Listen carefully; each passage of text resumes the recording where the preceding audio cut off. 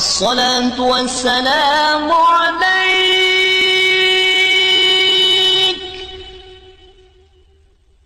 يا رسول الله.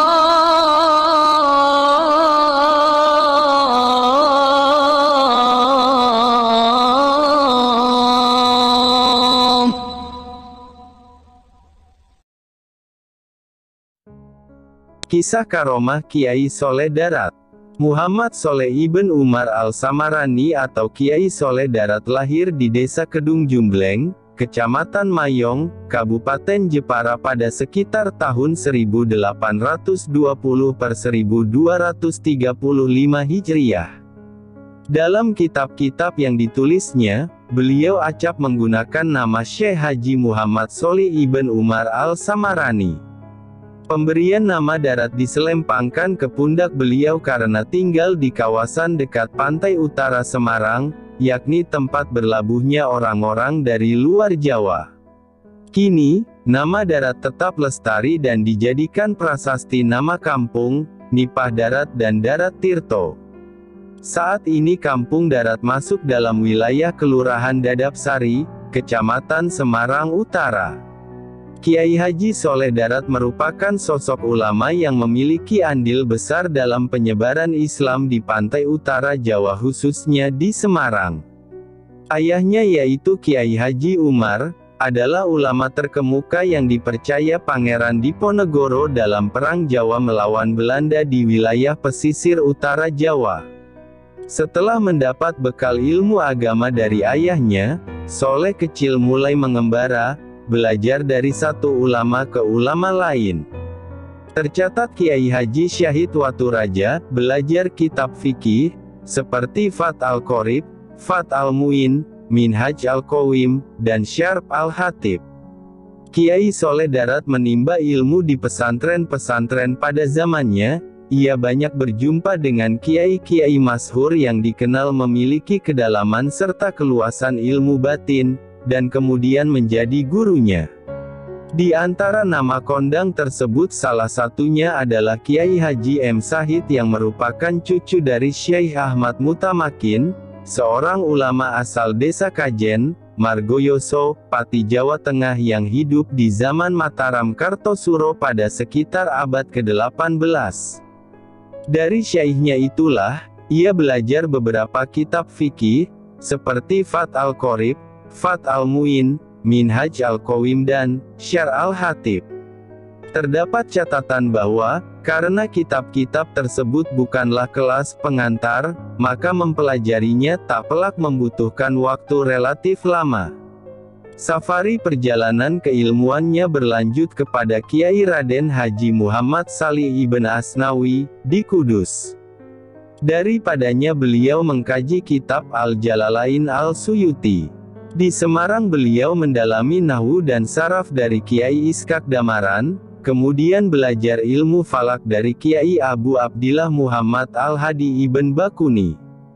Berlanjut kepada Ahmad Bafaki Balawi demi mengkritisi kajian Jauhara et-Tauhid buah karya Syekh Ibrahim Al-Lakani dan Minhaj Al-Abidin karya Al-Ghazali.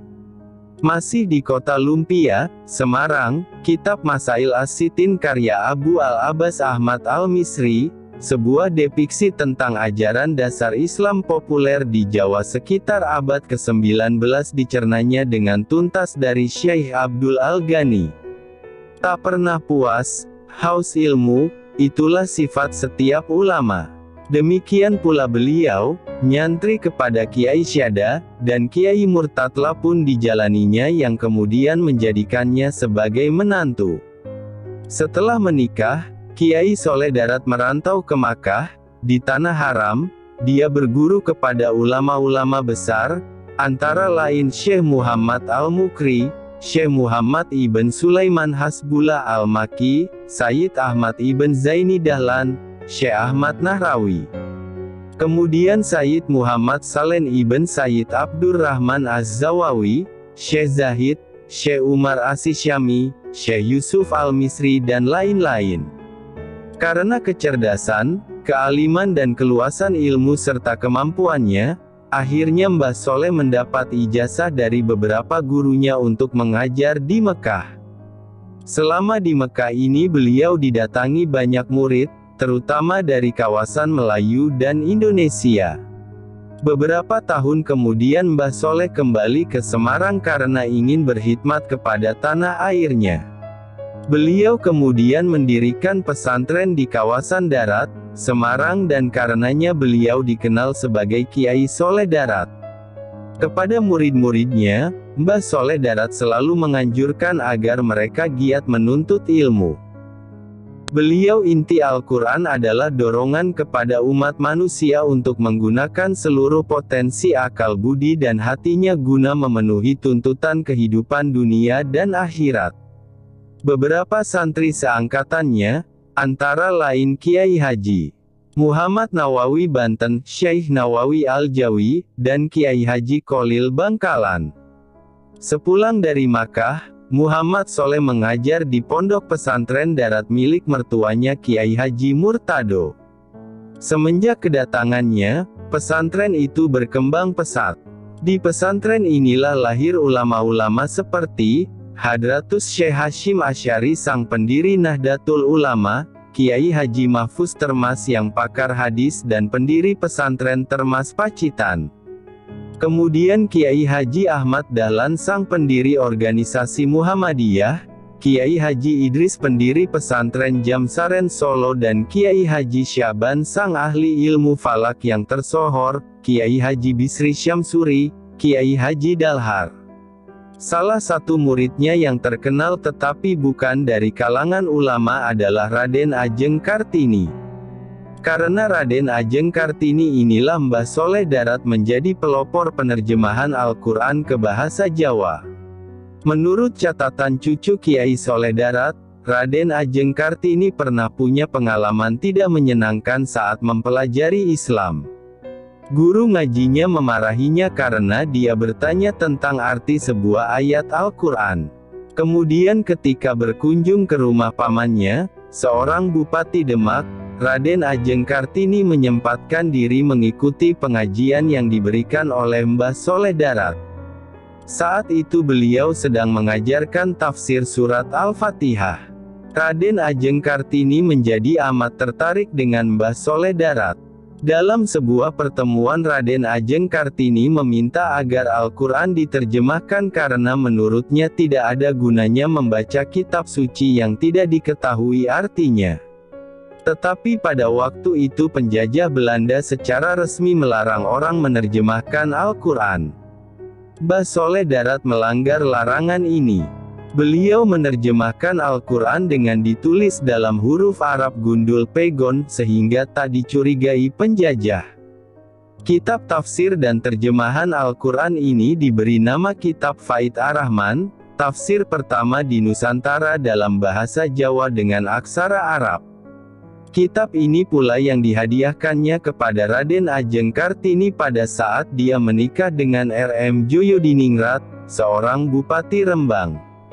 Sebagai wali Allah Mbah Soleh Darat juga dikenal memiliki karamah. Makamnya pun menjadi tujuan ziarah banyak orang. Salah seorang wali terkenal yang suka mengunjungi makamnya adalah Gus Mik Hamim Jazuli. Meski meninggal di bulan Ramadan, Hail Mbah Soleh Darat diperingati setiap tanggal 10 Syawal di makamnya, yakni di Kompleks Pemakaman Bergota, Semarang. Dikisahkan bahwa suatu ketika Mbah Soleh Darat sedang berjalan kaki menuju Semarang. Kemudian lewatlah tentara Belanda berkendara mobil. Begitu mobil mereka menyalip Mbah Soleh, tiba-tiba mogok. Mobil itu baru bisa berjalan lagi setelah tentara Belanda memberi tumpangan kepada Mbah Soleh Darat. Di lain waktu, karena mengetahui pengaruh Mbah Soleh Darat yang besar, pemerintah Belanda mencoba menyogok Mbah Soleh Darat. Maka diutuslah seseorang untuk menghadiahkan banyak uang kepada Mbah Soleh, dengan harapan Mbah Soleh Darat mau berkompromi dengan penjajah Belanda. Mengetahui hal ini Mbah Soleh Darat marah, dan tiba-tiba dia mengubah bongkahan batu menjadi emas di hadapan utusan Belanda itu. Namun kemudian Mbah Soleh Darat menyesal telah memperlihatkan karomahnya di depan orang. Beliau dikabarkan banyak menangis jika mengingat kejadian ini hingga akhir hayatnya.